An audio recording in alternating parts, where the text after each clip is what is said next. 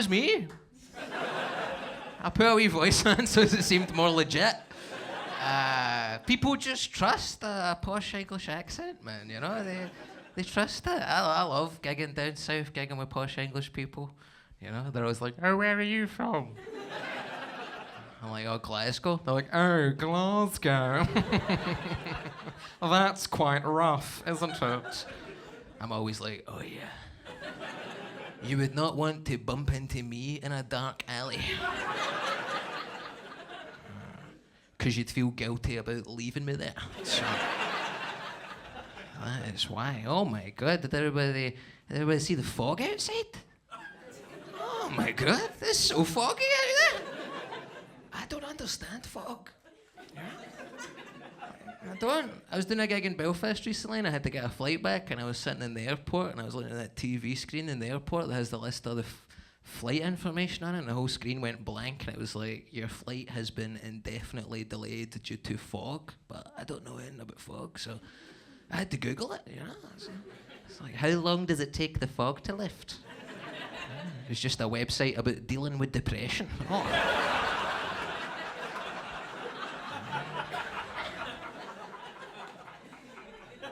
I don't know how long you've spent in Belfast City Airport's departure lounge, but it came in handy. Very depressing. Oh my God, so nice to be here in Edinburgh. Oh. So cool, man. I'm from Glasgow, but I studied here. I went to university here, studied journalism in Edinburgh for 9 months. And then I dropped out because I had a mental breakdown. And I had a girlfriend in Glasgow and I wanted to spend more time with her, so I dropped out of university, moved back to Glasgow. She left immediately. So I got into a college course that would get me back into the course that I dropped out of, but I dropped out of that as well. So I've just got so many good memories here, you know? It's a great time. It's absolutely lovely. I can't wait to film this here, man. I'm so excited. Do we have anybody come through from Glasgow for the show? Yeah. Well, how did you get here? Train? Yeah, train. Big time. Never get the bus. Oh my God, there's a sadness to the bus. You ever look past a bus driving past you and you look up into the window and you see a wee passenger? They're just like... feel like mouthing to them, like, are you okay? What's wrong? They're like, I'm on a bus. That's fair enough. Even the bus itself as a vehicle seems quite sad. Like, you ever see a bus just stopped at traffic lights and it's just like... what the fuck's happened to you, man? You been in a war or something? And it makes that wee sad bus noise. It's like...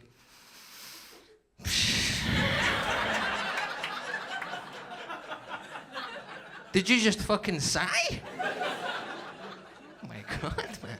You know, very nice being here, man. I live in Glasgow. I live with my girlfriend. She's Australian. We got an Aussie in? Yes. Whereabouts in Australia are you from? Brisbane. Oh, man. Brisbane. If you think it's a bin, that's up to you, man, but... I was trying to give you some self-respect. Well, whatever, brother. Oh, Brisbane, man. That's cool. My girlfriend's from Canberra. That's a shame, okay? He's not wrong. You know, he's not wrong. I've spoke to Australian people in Brisbane, Canberra, I should say. It's the capital, but it's bad. You know?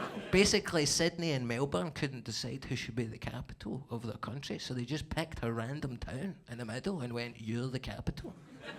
It's like if Glasgow and Edinburgh couldn't decide who should be the capital of Scotland, they went, do you know what, fuck it, Falkirk.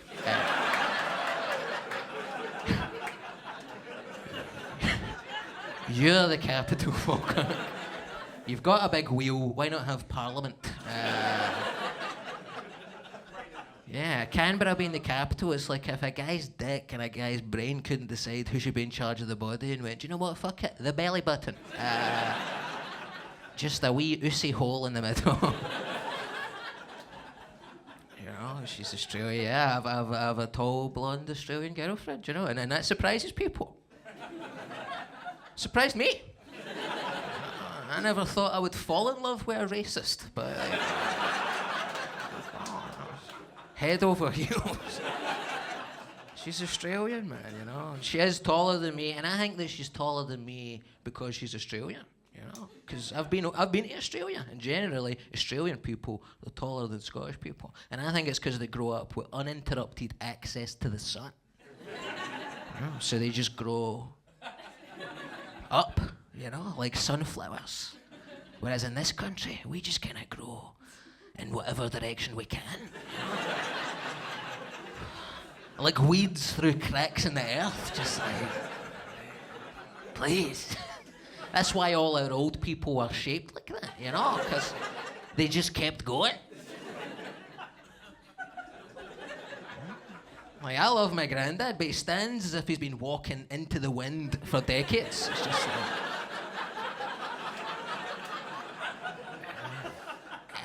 All old people in Scotland have the posture of a prawn cracker. They're just...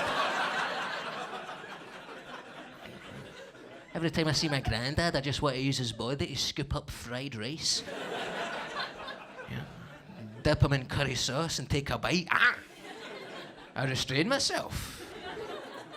But the desire is there. You know, she's fucking taller than me, man, you know. Yeah. Anyway, this I'm doing my stand-up show. And it's an existential scream of despair. That the Scotsman has described as breezy. So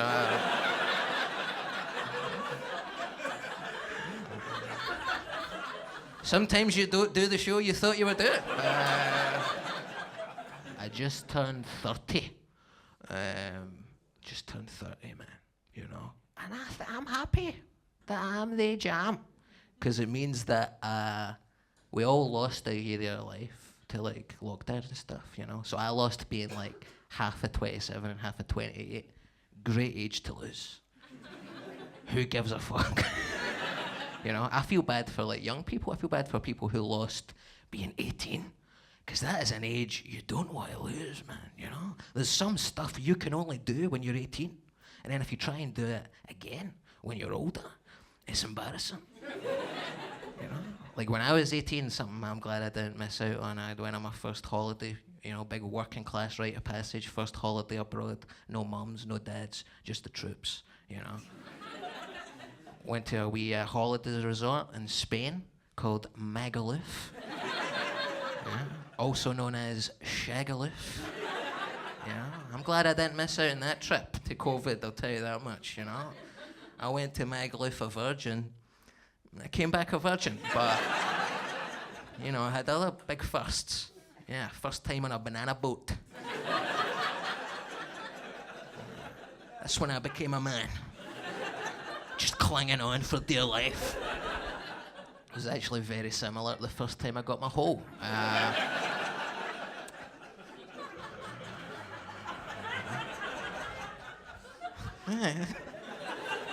Don't buck me off.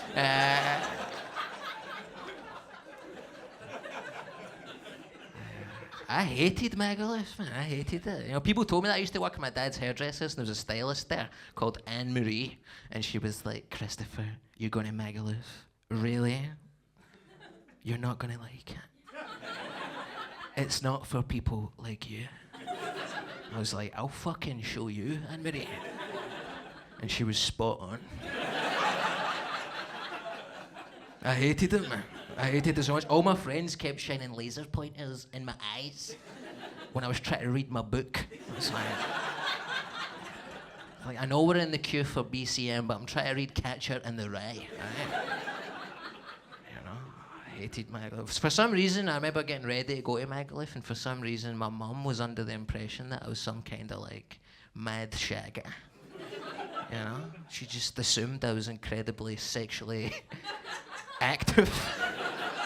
I remember getting ready to go to Magaluf, and we went to Boots the chemist to the Glasgow Fort. I was getting my prescription checked for free. And while I was there, the sun care stuff was there, the SPFs, the sun creams, and I was perusing them. But for some reason, the sex stuff is always right next to the sun stuff, you know? And me and my mum were looking at the SPFs, and out the corner of her eye, she saw like a big 60-pack of Durex Johnnies. And she went, oh!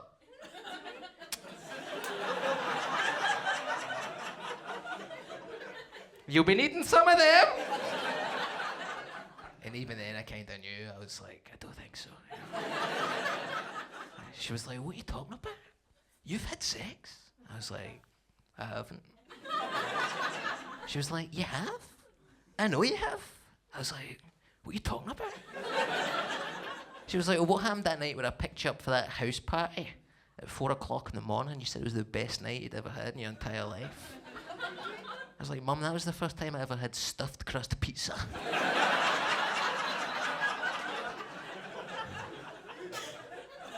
I don't know what she thought I was doing to that crust, man, you know, but, you know, fuck, man, I love pizza. I do, I get so many Deliveroos, man. That's a bad habit I picked up in lockdown, too many Deliveroos. I went Deliveroo crazy in lockdown. I just couldn't be arsed cooking food, do you know what I mean? And sometimes I would get 2 in one day, you know, terrible stuff. One time, the low point, I got 2 McDonald's in one day.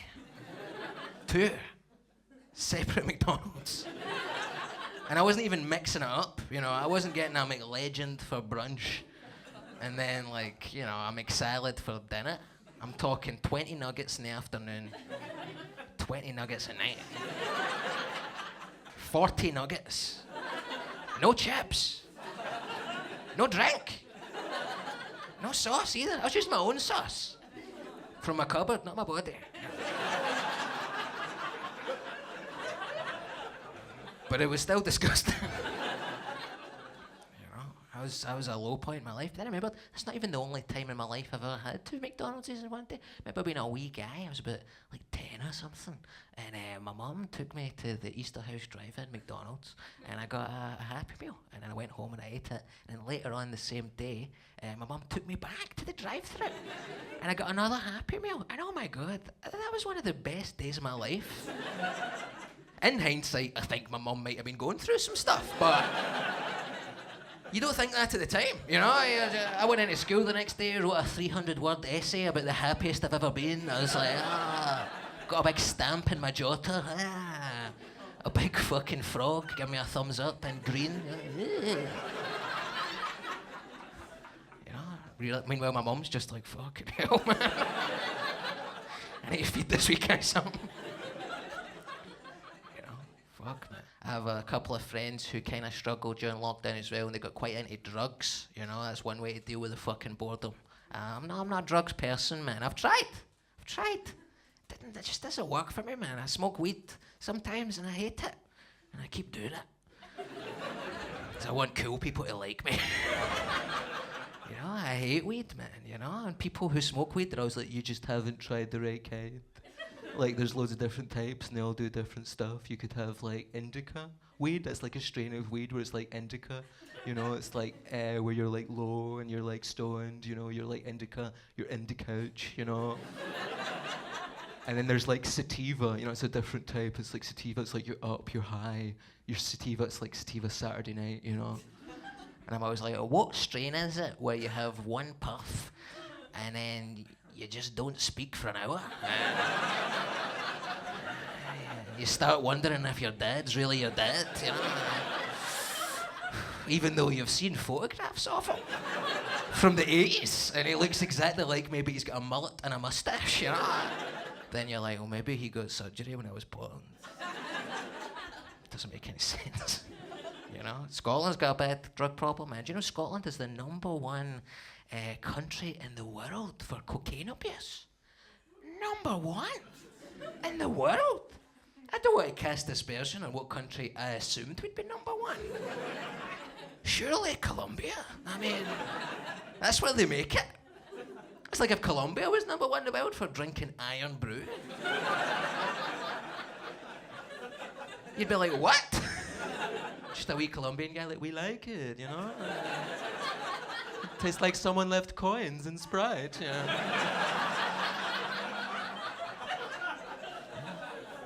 For fucks, that is what it tastes like. notes of the 2 pence piece, especially in Iron Brew Extra.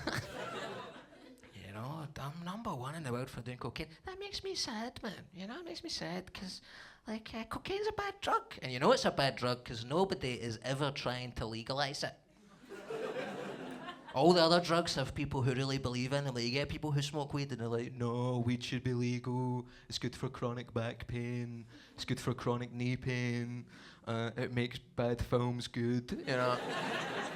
There's like loads of valid arguments. Even other drugs. I was watching this Netflix documentary about magic mushrooms, right? There was this big fat American guy in it, and he was like, magic mushrooms should be legal. I gave magic mushrooms to my grandmother, and it cured her dementia.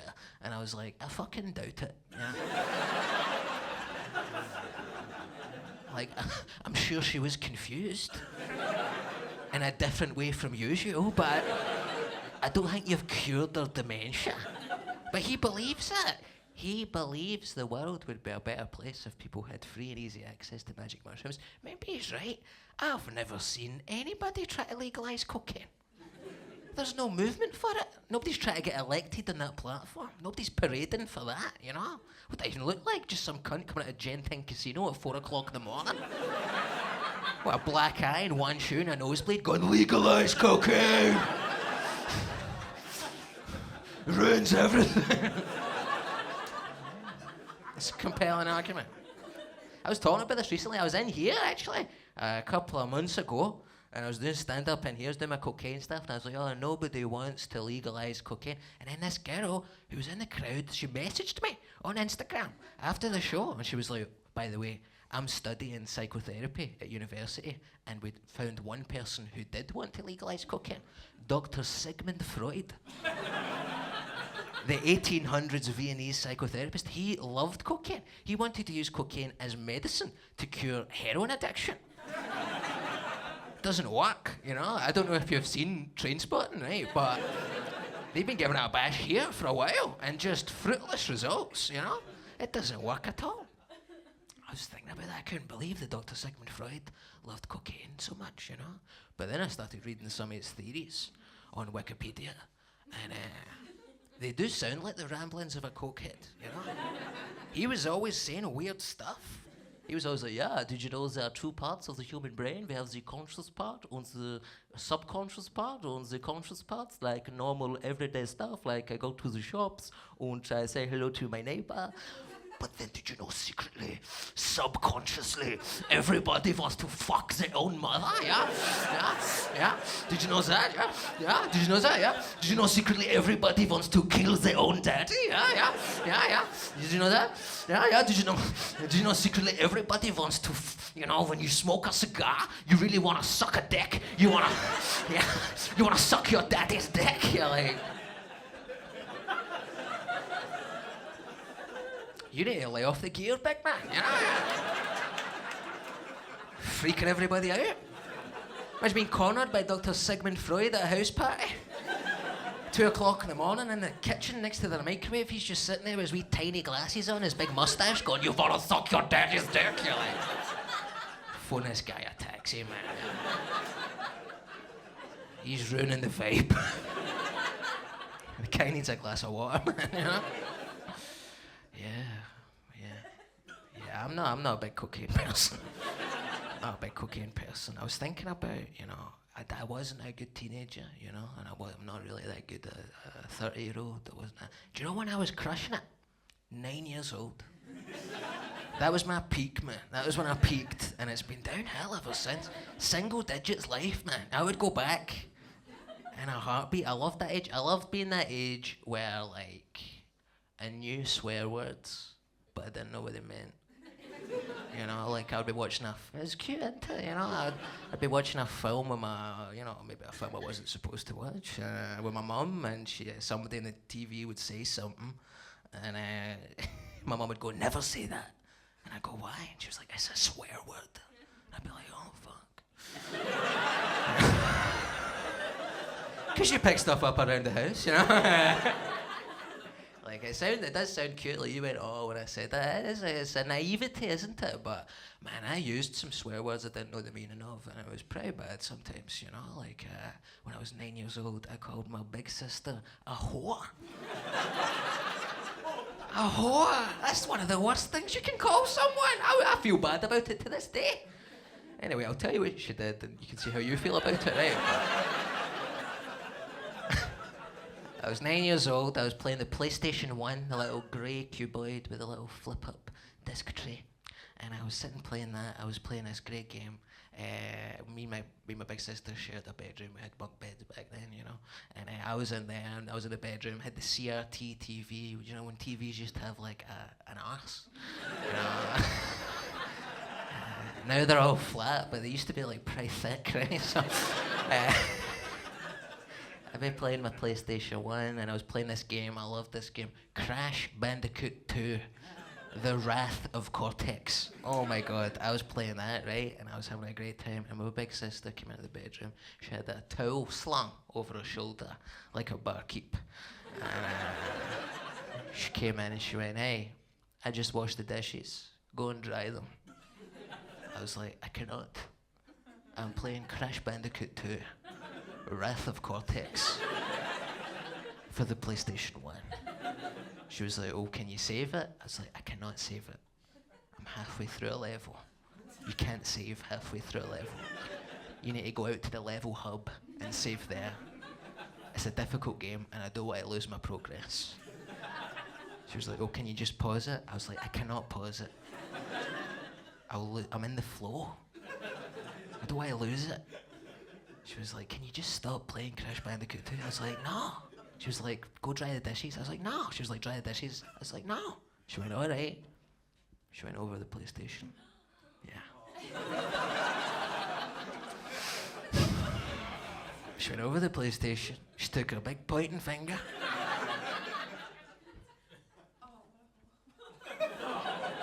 She hit the reset button on me.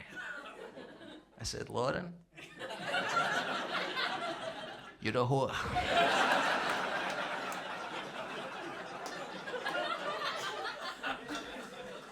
She was like, do you even know what that word means? I was like, no. She was like, what do you think it means? I was like, I don't know. I just took a wild swing, man. I was like, is it like a female pig? That was my big guess. I was like, is it like how you get like chickens and hens and roosters? Like, do you get like pigs and boars and whores? That makes sense. She was like, no, it's when someone has sex with you for money. I was like, I'm 10. I don't even know what that means. There's another time I used a swear I didn't know the meaning of. I called a teaching assistant in my school a nonce.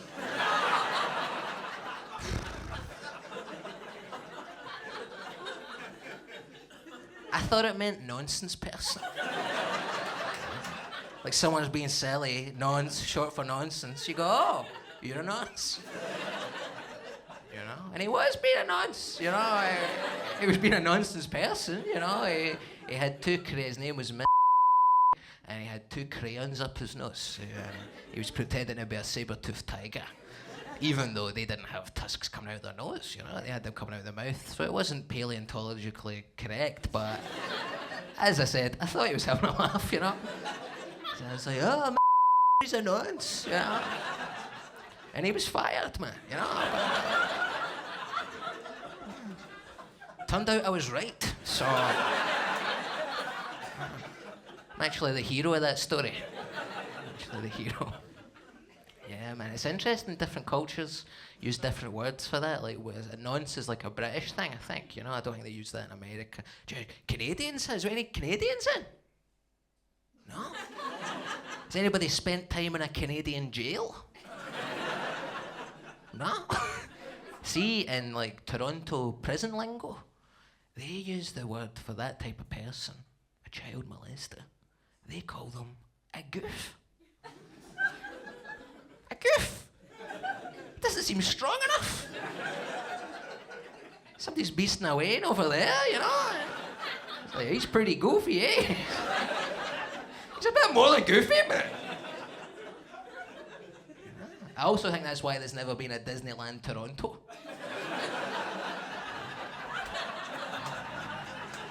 You don't want to take your kids there, man, you know? Hey, we got Donald and Mickey and Donald, you know? Gorge.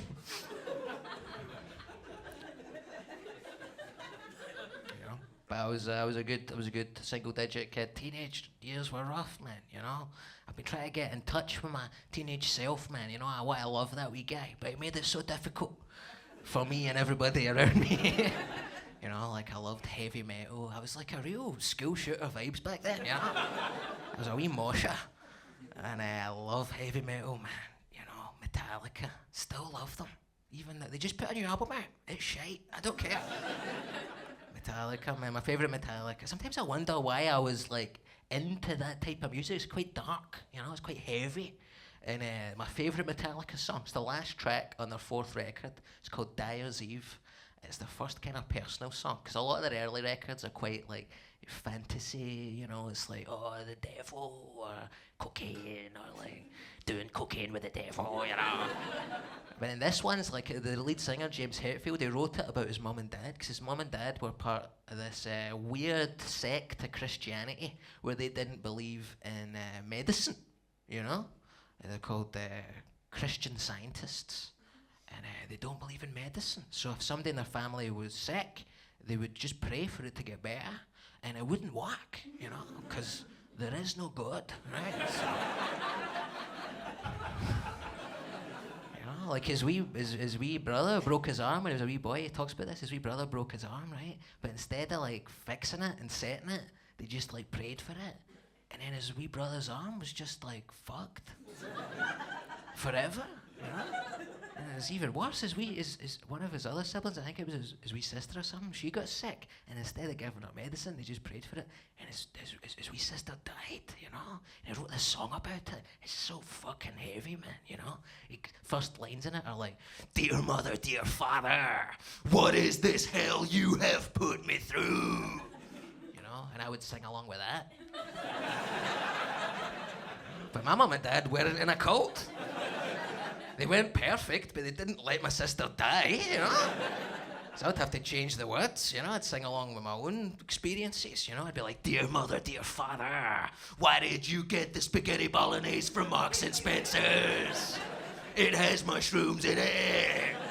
Don't get the one from Marks and Spencer's, get the ones from Morrison's. It also has mushrooms in it, but it's not chunks of mushroom. It's a porcini powder. It's not the taste I have an issue with, it's the texture."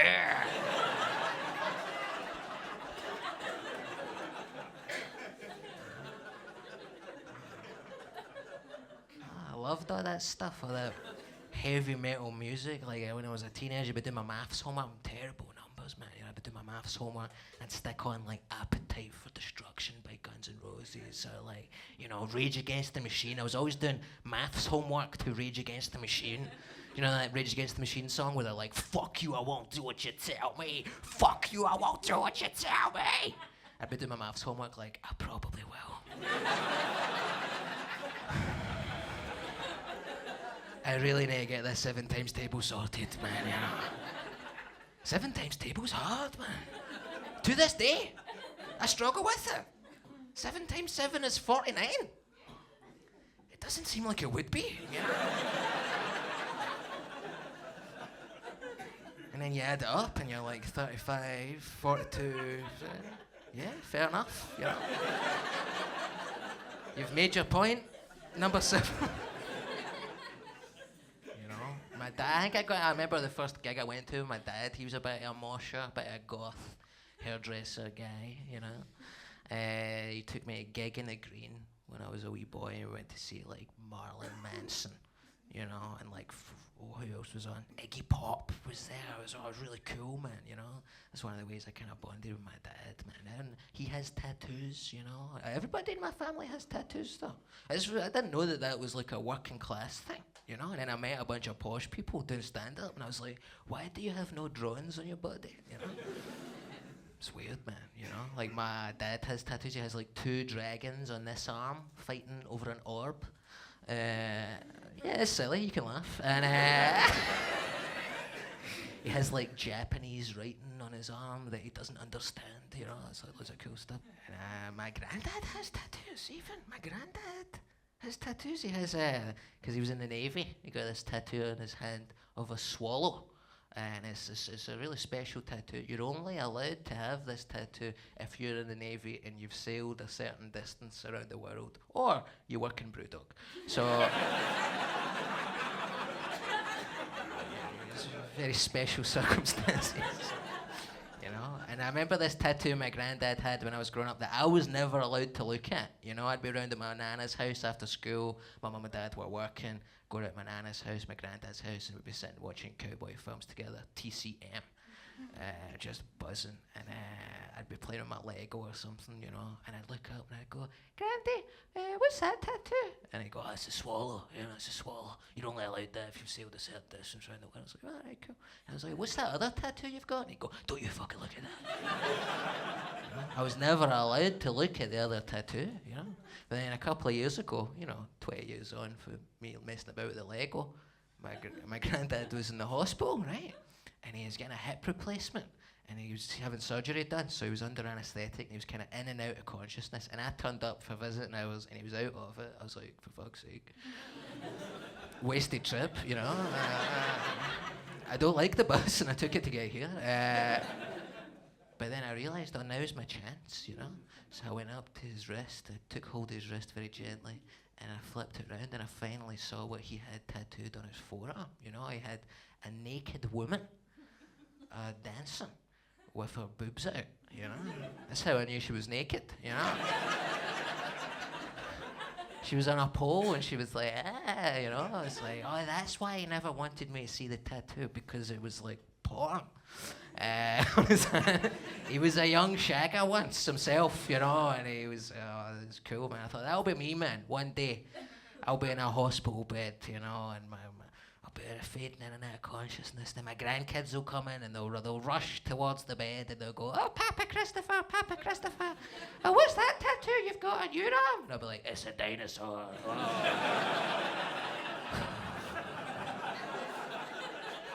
I hate it so much. Do you know why I hate it? I've got a wee freckle underneath the dinosaur's claw, so it looks like he's dropped a Malteser. Which would be shite if he were a T-Rex, because you'd be like, oh, for fuck's sake. That's that there. I'll be like, oh, it's a dinosaur, you know.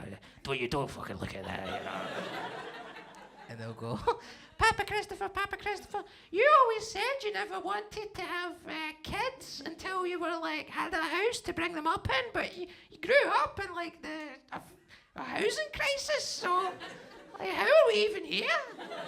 I go, that's a good point. And then they'll just turn into sand and blow away on the wind.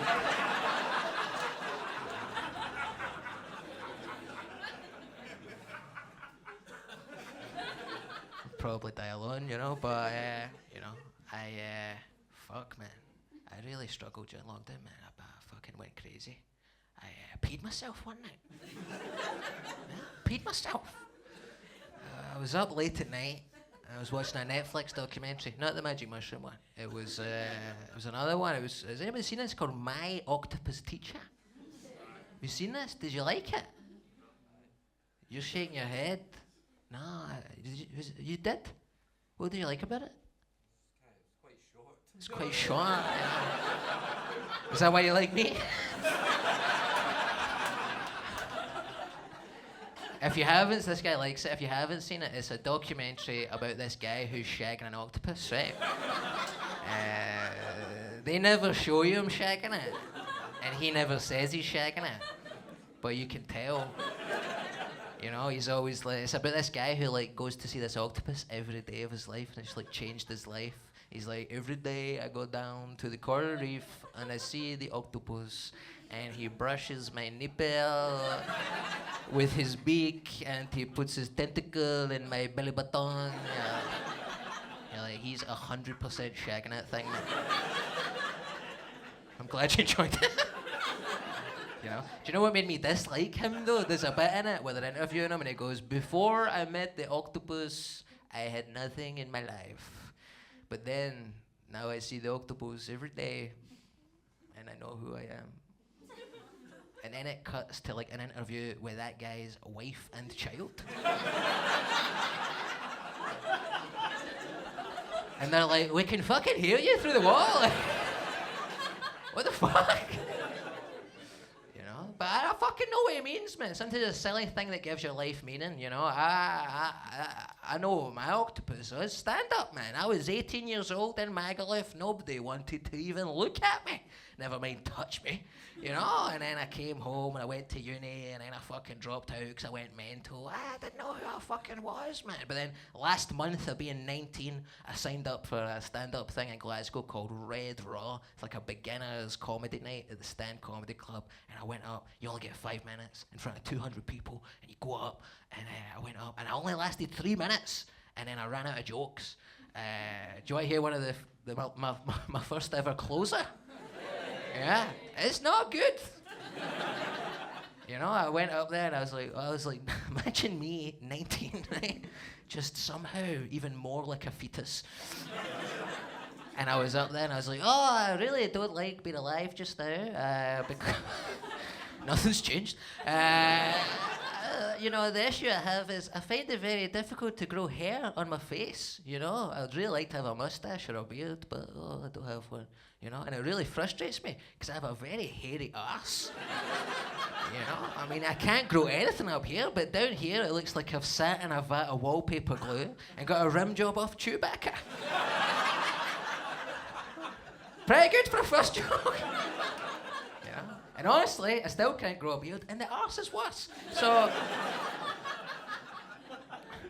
I went up, 3 minutes, came off early, host was raging, he had to like fucking run back up, you know? And then I was like, "Oh, I felt amazing to do that, man," you know? And I went down to the Kelvin Bridge subway station next to the Stand Comedy Club, and I was just standing there on the platform, and I was just like buzzing, felt alive for the first time in my life, man. I was like, "This is amazing," you know? And then this girl came up to me, and she was like, "You were really funny." And I was like, "I'm gonna do this every day for the rest of my life."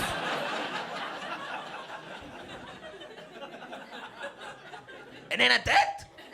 For like 7 years, like every chance I could get. I went to Canada to do stand-up. That's how I found out about the goof thing. I went to Australia. That's how I got together with my girlfriend. Like, it completely changed my life. And then lockdown came. Couldn't do stand-up anymore. So I thought I was happy. I didn't like myself. I just liked my job, you know? And it was illegal to do stand-up during lockdown. It was illegal to do stand-up in lockdown. Indoors. You could do some outdoor shows. They were hard. Did anybody go to a drive-in comedy show? No. Nobody went. They fucking sucked. That's the thing I like about stand-up is like, I'm a person, you're a person, like we're sharing a wee moment together, it's nice. Like, we shared a moment, you like that documentary about the guy who's shagging an octopus, you know? Like, you're from Brisbane, you know, we're all just sharing a wee moment together, do you know what I mean? It's like a snowflake that's fell out of the cloud and landed on your tongue and it just melts forever, you know, unless you captured it on film.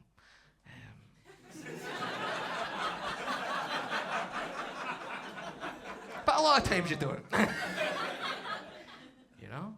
See when you're doing stand-up and there's no people there, it's just cars. Felt like I was doing a private show for Lightning McQueen's stag do. It was so impersonal, man. You know, it was just headlights coming back at me. I tried to make it more personal. I was like, "Oh, give me a honk if you've ever had mental health problems." Just one guy in a Citroen Berlingo, like, wasn't even an audience member, just an Uber driver who got lost. And I went home after the drive-in show, went to my bedroom, watched the documentary, fucking pissed myself. I remember, you ever done this? You ever disassociated? I floated above myself on the couch and I looked down, I saw me watching the guy with the octopus, and I looked down at myself and I saw this big damp patch. And I was like, "What the fuck's happened there?" And I like went, like Doctor Strange, just like back in my body. And I like touched it and it was warm. I was like, "Oh, it's pee." And I smelled it. I was like, it's pee, it's pee, it's pee. I was like, what am I going to do? And I was up late at night. Basically, me and my girlfriend, my Australian girlfriend, we were taking life in shifts. She was waking up at 7, working from home 8 to 5. I was waking up at 4 p.m., staying up till 6 in the morning. You know, it wasn't good. And as she was asleep to get up for work in the morning, and it was like 3, 4 in the morning, I was pissed. And I went through to my bedroom, and I was just digging around in my dirty washing, trying to find just a clean pair of clothes, but I hadn't done the washing in like 6 weeks because couldn't bring myself. What was the fucking point? I'm not gonna do anything. I'm not gonna do anything. You know what I mean? I was just like, fucking hell, man. My girlfriend woke up and she was like, oh. You know, because she's a parrot. You know, she just woke up and she went, oh, what's going on? I was like, I've peed myself.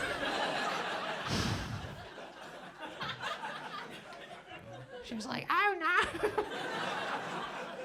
She went back to sleep, man, you know.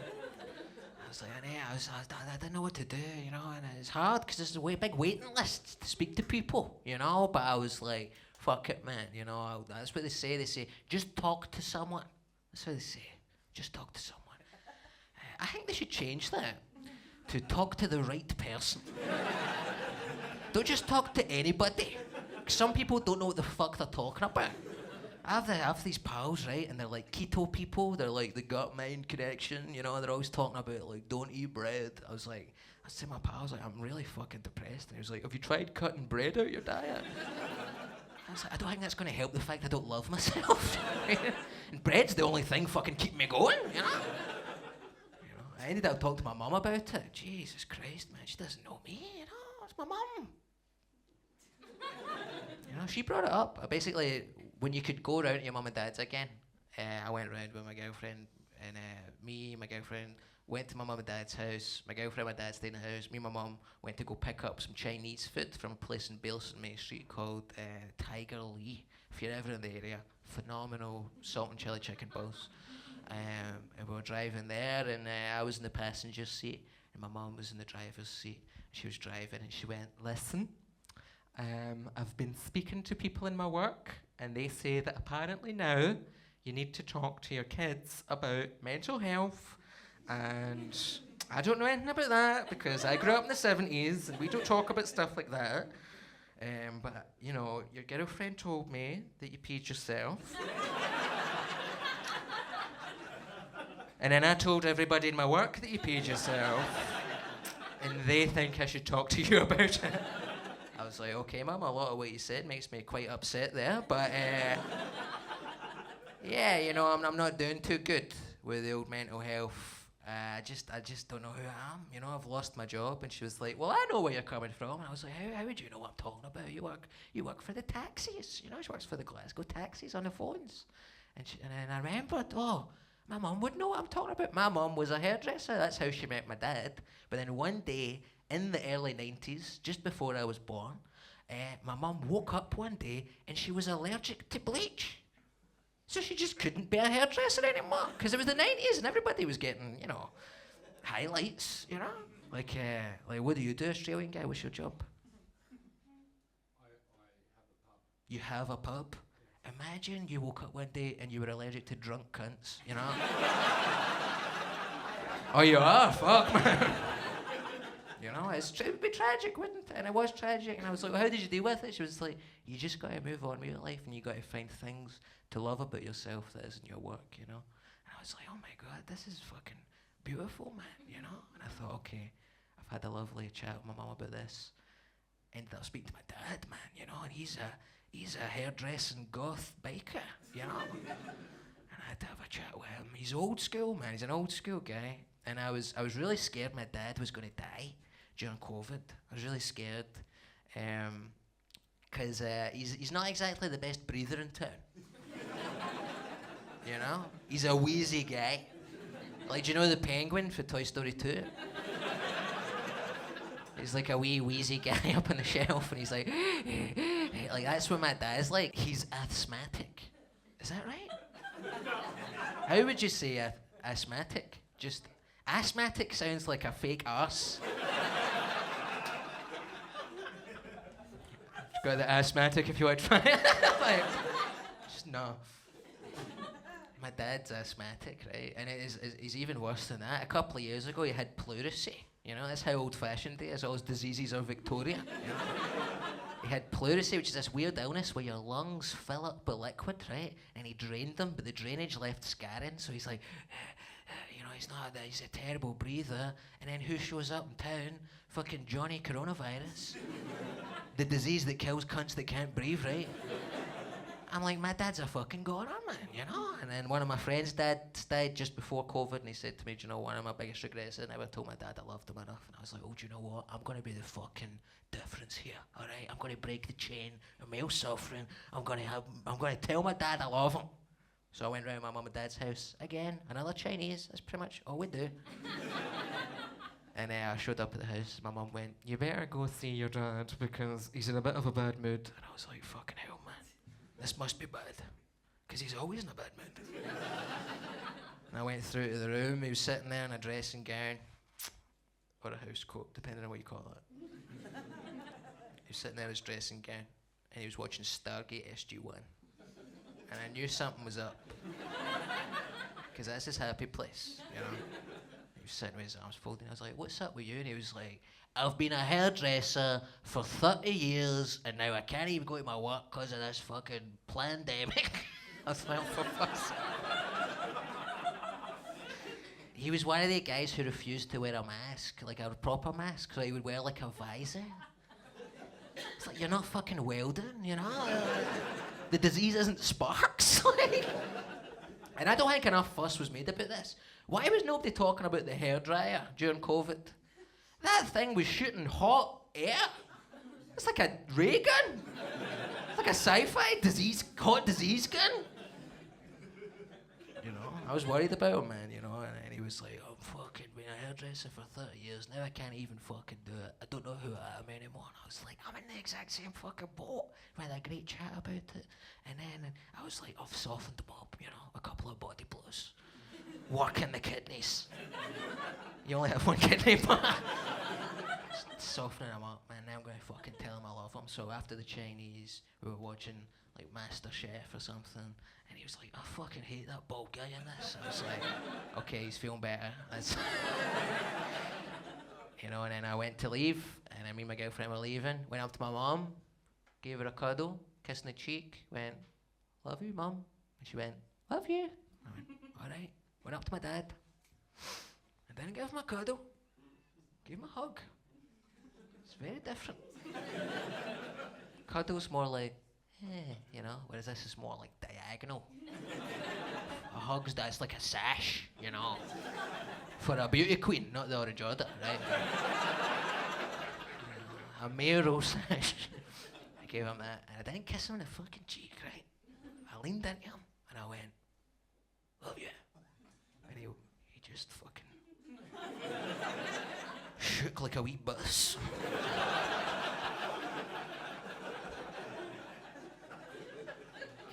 He went,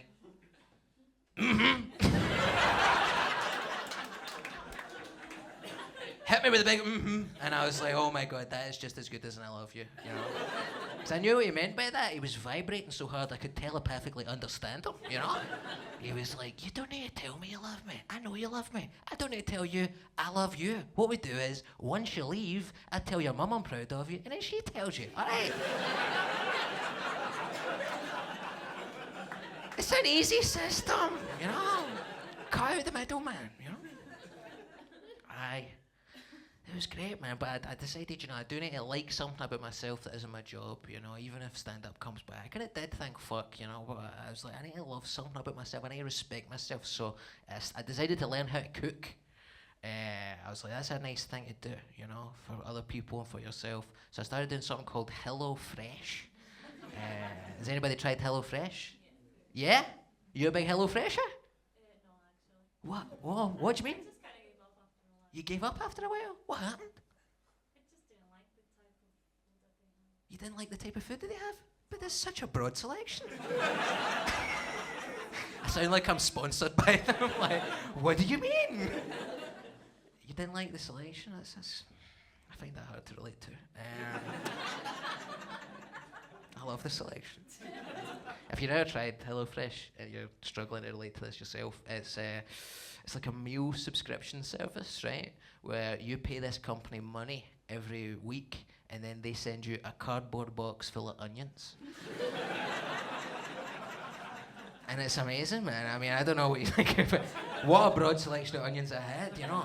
Brown, red, shallots, you know. Oh, it's phenomenal. And a garlic's like a wee onion, in a sense. It's bulbous. So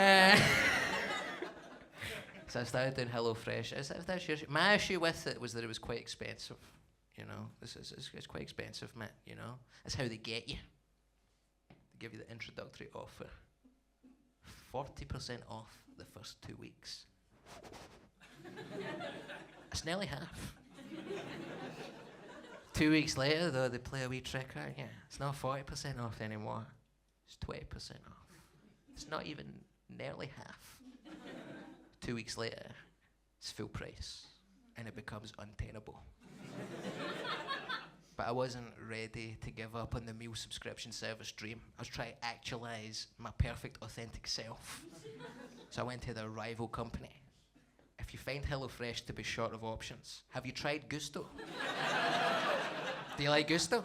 No? What the fuck? There's so many more options, though. That's your main issue with the service. Gusto is class. I got their introductory offer. 40% off the first 2 weeks. We're back. 2 weeks later, though, they played the same mugs trick. 20% off. 2 weeks after that, full price again. I didn't know who to turn to. Then I got an email out of the blue from HelloFresh. They were like, "Where have you been?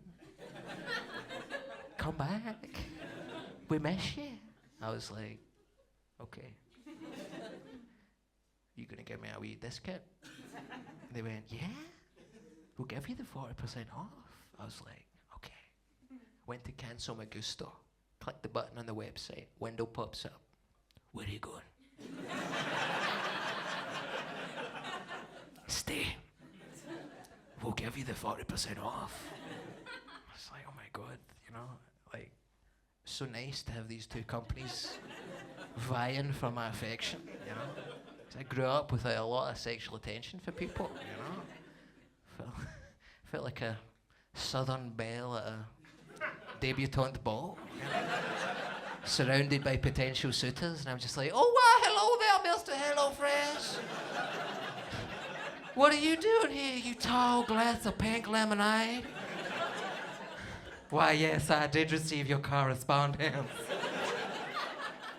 But I'm afraid I'm spending this summer with a Monsieur Gusteau. Have you met my friend? She is interested in more options." You know? Fuck, man. I'll tell you what, that was a decent response for that joke. See, when you do that routine and nobody laughs, it's hard. It's like, "Oh, wow, hello."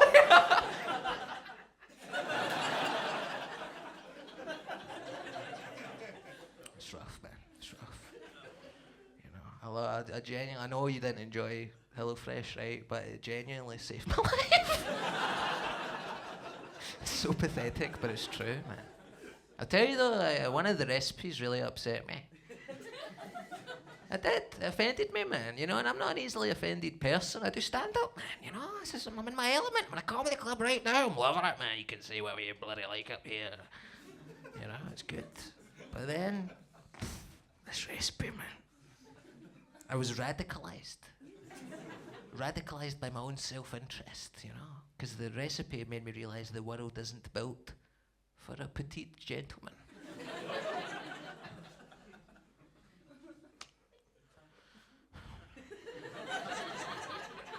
It was this meal, I don't know if you tried this, it was this meal called the chicken escalope.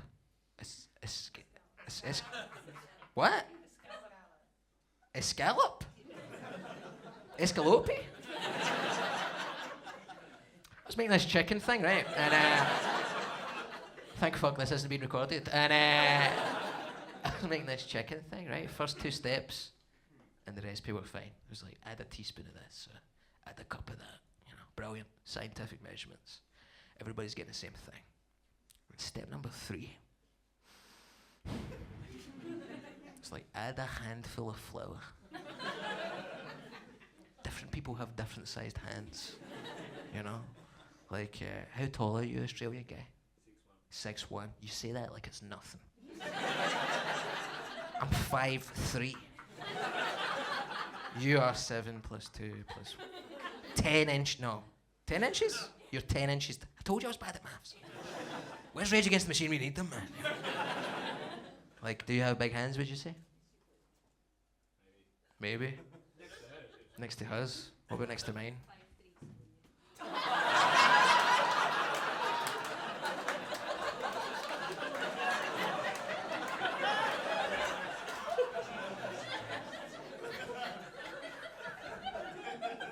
What's the fucking point in being alive, man?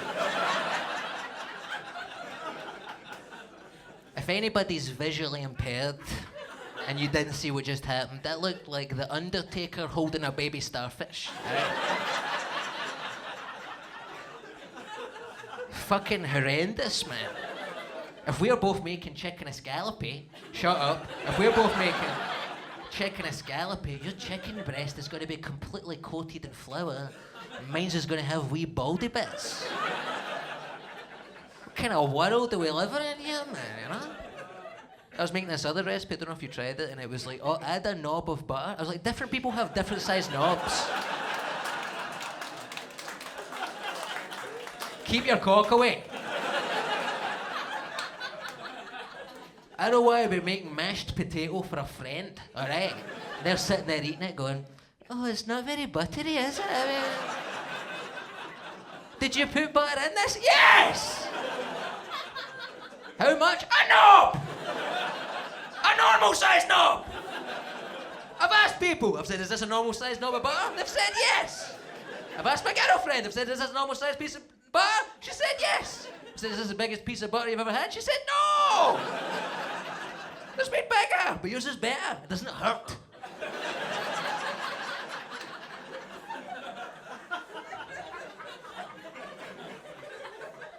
So there you go. I love myself because I do HelloFresh sometimes. And I have my fucking octopus back, man, you know? I can do stand-up again. It's a fucking real treat. This is the best job I've ever had in my life, man. I've only had like 3 jobs. And this one's been like for 10 years now. Best job I've ever had in my life. Worst job I ever had in my life was when I worked in the hairdressers. Not just because of Anne-Marie's comments. That made me feel bad about myself. They were ultimately proven correct. You know? It's just a strange job, because I worked at my dad's hairdressers, but like, I'm not a hairdresser. So I wouldn't cut anybody's hair. I was what they call in the industry a shampoo boy. You know, so I would just make teas and coffees and largely wash people's hair to get them ready for my dad to cut their hair. And I was good at it, man. You know, I was really good at it. My dad taught me this secret massage technique called the shiatsu head massage. What you do is you take the base, you take your thumbs, and you put them at the base of the occipital bone, and then in concentric circles, you work your way towards the hairline, and then back around to the ears, and then over and over again, like that, like an infinity sign. You know, just doing that. It's very relaxing. It's very hypnotic. It's very sensual. You know. I knew I was good at it because sometimes I'd be washing a guy's hair, and they'd be like, "Yeah, can you stop that, please? Just gonna stop." I'd be like, "What's the matter, mate? You fucking scared you're gay or something?" I'm no scared. Yeah. I remember I had to stop doing that job because I remember one week this old lady came in, right, for about the 7th week in a row. She wanted a blow dry, and my dad would just make her feel nice, you know. She was an old lady. I don't think she'd go out of the house much. She'd come in. My dad would go, you know, work his magic. He's a really good hairdresser, you know. I was washing this old lady's hair, right, and I was giving her the shiatsu. Yeah. And she made a wee noise. A wee bit like that guy just made a wee noise. She went, And I'm a professional. You know? I was like, huh? You enjoying that? And she went, mm-hmm. Honestly, it's just nice to have someone touch me. It got worse. She went, nobody's touched me since Albert died. I was like, oh my fucking God, man. I realised in that moment I was the only person in this old lady's life who's given her any kind of physical affection whatsoever. But what she didn't know, I was 16 years old and a goth. So this was the only part of my life where I was giving somebody else physical affection as well. All we had was each other. And I'll tell you what, you've got no idea what it's like to have never touched a boob, but to make an old lady come through her scalp.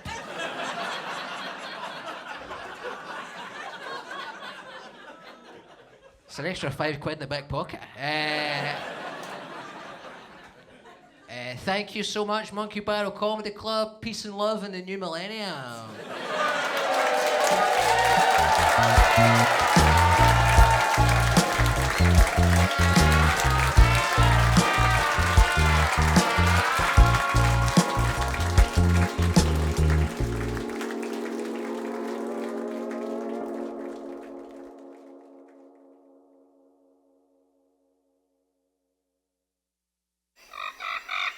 Thank you very much.